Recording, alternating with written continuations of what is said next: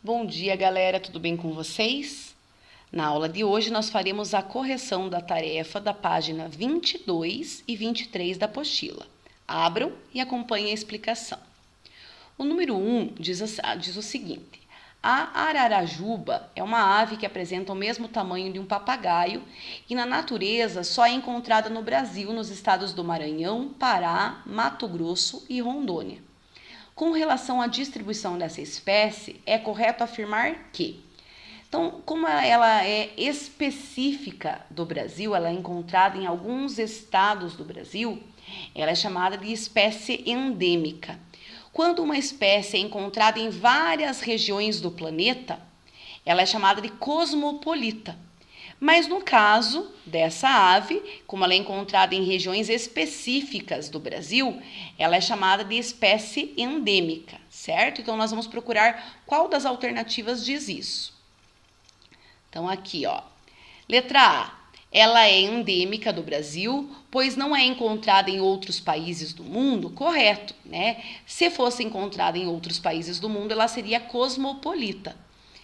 Então, a letra A, alternativa correta. Letra B diz assim, ó, ela não é uma espécie endêmica do Brasil? Falso, ela é endêmica porque ela é encontrada em regiões específicas do planeta, ela não é encontrada em vários países, em vários continentes, né? Então, ela é endêmica.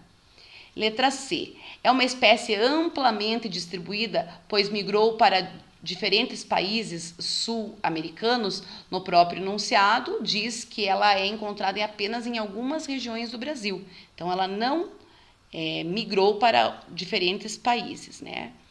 E na letra D, diz que não é uma espécie endêmica, pois pode ser encontrada em diferentes locais do mundo em zoológicos. Para ser considerada uma espécie cosmopolita, ela tem que ser encontrada naturalmente em diferentes regiões do mundo, né? Não é o caso dos zoológicos. E quando ela é encontrada numa região específica, ela é considerada endêmica, tá? Então, letra A, alternativa correta. Número 2. Os pombos domésticos são originários do norte da África e foram domesticados entre 4.000 e 6.000 anos atrás para levar mensagens de um lugar ao outro. Atualmente são encontrados na maior parte do mundo.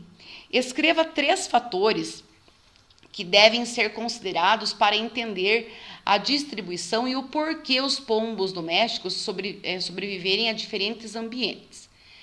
Então, um dos fatores é a interferência humana, né? Então, as aves, muitas delas foram forçadas a migrar de um lugar para outro devido à interferência humana, ou seja, pela ausência de um habitat natural, pela ausência de alimento, muitas vezes elas precisam migrar de um ambiente para o outro, ou seja, de um país para o outro. Então, nós podemos citar aqui como um dos fatores a interferência dos seres humanos. Outros fatores que nós podemos citar que a maioria das aves fazem, elas fazem o processo de migração. Então, elas voam de uma região para outra em busca de alimento, em busca de abrigo, ou seja, né, fugindo do frio. Então, em busca de condições para se reproduzir, locais para reprodução, né? Então, geralmente, no período de frio, elas migram de uma região para outra, para buscar alimento, água e para se reproduzir. Então, seria um outro critério, né? E outro critério que nós podemos colocar aqui é a capacidade dessa espécie em se adaptar em várias regiões, né? Então, como ela é encontrada atualmente em várias regiões do mundo, então ela se adaptou tanto a lugares quentes, a lugares frios, né? Mais inóspitos, né, com pouca quantidade de alimento, de água, né? Então, ela teve uma capacidade muito grande de adaptação, certo? No número 3, diz o seguinte: a teoria da deriva continental, que nós estudamos na aula passada, proposta por Alfred Wegener, e a identificação das placas tectônicas foram muito importantes para a compreensão do planeta Terra. Com essas duas ideias, como essas duas ideias possibilitaram que atualmente a Terra seja considerada um planeta dinâmico, ou seja, em constante transformação. Então lembrem que, segundo a teoria da deriva continental proposta por Alfred Wegener, no início havia um único continente, então os continentes estavam unidos, formando o continente que se chamava de Pangeia. E ao redor deles nós tínhamos um único oceano, que era a Pantalassa, certo? Com o movimento das placas tectônicas, que lembrem que as placas tectônicas nada mais são do que os blocos, né? A crosta terrestre é formada por blocos, que são chamados de placas tectônicas, e essas placas flutuam sobre o manto. Com o movimento que elas fazem sobre o manto, ocorre um distanciamento entre esses continentes. Então, por isso que diz ali que o planeta é considerado dinâmico, porque ele está em constante movimento, em constante transformação. Então, lembrem que as placas se movimentam de maneira diferente, porque o manto também se movimenta de maneira diferente. Alguns lugares que o manto é mais quente, as placas tendem a subir, em lugares que são mais frios tendem a descer. Então, esse movimento de maneira desigual das placas tectônicas faz com que elas não se movimentem com a mesma velocidade, certo? Então, aqui, como pede para fazer como que essas duas teorias se cruzam, possibilitaram ao que nós conhecemos atualmente de planeta Terra.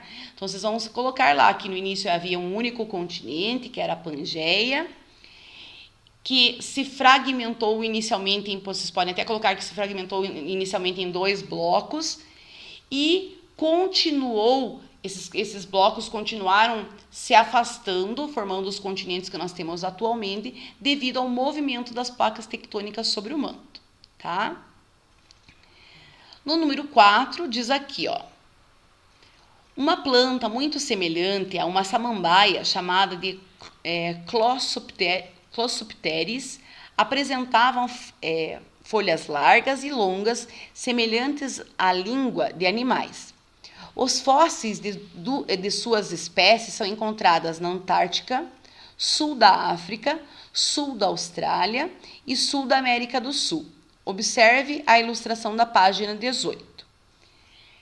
Nós já vimos esse mapa lá da página 18, se vocês tiverem curiosidade, voltem lá. Então, era um tipo de planta que foi encontrada, o fóssil dela, em vários continentes. Como podemos explicar a presença desses fósseis em locais tão diferentes e distantes uns dos outros, inclusive separados por longas extensões de água e oceano? Então, a teoria que faz nós acreditarmos, e sabermos que é possível ter fósseis diferentes que não poderiam atravessar o oceano, é de que no início havia um único continente, que era chamado de Pangeia, ou seja, todos os continentes que nós conhecemos hoje eram ligados, formando um único continente, que era chamado de Pangeia, e por isso esses fósseis podem ser encontrados em locais tão afastados um do outro.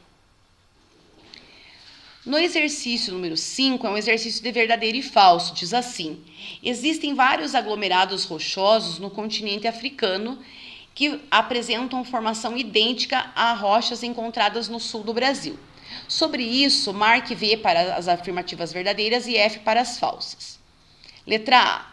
Esses locais apresentam formações rochosas semelhantes porque já tiveram unidos no período em que existia a Pangeia, correto. Então, lembrem que o continente africano e a América do Sul, elas se ligavam, eram ligadas num único continente, e por isso nós podemos observar tanto a formação de rochas semelhantes, quanto de fósseis, tanto de plantas quanto de animais, iguais nos 2 continentes. Então, a letra A, verdadeiro. Letra B.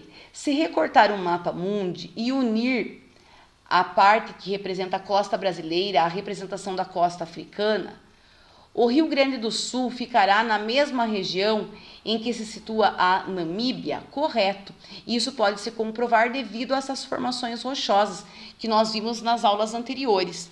Vocês podem retornar lá na página 21 e observar essas formações que são encontradas tanto no Rio Grande do Sul quanto na Namíbia. Letra C. Os continentes eram ligados e se separaram pela força da água dos oceanos batendo na parte continental? É falso. Eles até eram ligados, mas o que fez a separação deles foi o movimento das placas tectônicas. Letra D. A deriva continental foi reforçada com base em evidências como a presença de rochas e fósseis encontrados em regiões semelhantes tanto na América do Sul quanto na África. Correto, né? Então, estudando as formações rochosas, os fósseis de plantas e de animais, pôde-se observar que eram semelhantes, né? Existem fósseis que são encontrados tanto no continente americano, na América do Sul, quanto na África. E isso comprovou a teoria, né, reforçou a teoria da deriva continental, certo? Então, podem marcar lá a letra D, verdadeiro. Como tarefa, eu gostaria que vocês fizessem no caderno de atividades os exercícios das páginas 13 e 14. Então, lá os exercícios 12 a 15. Na próxima aula, nós faremos a correção. Um grande beijo e até lá!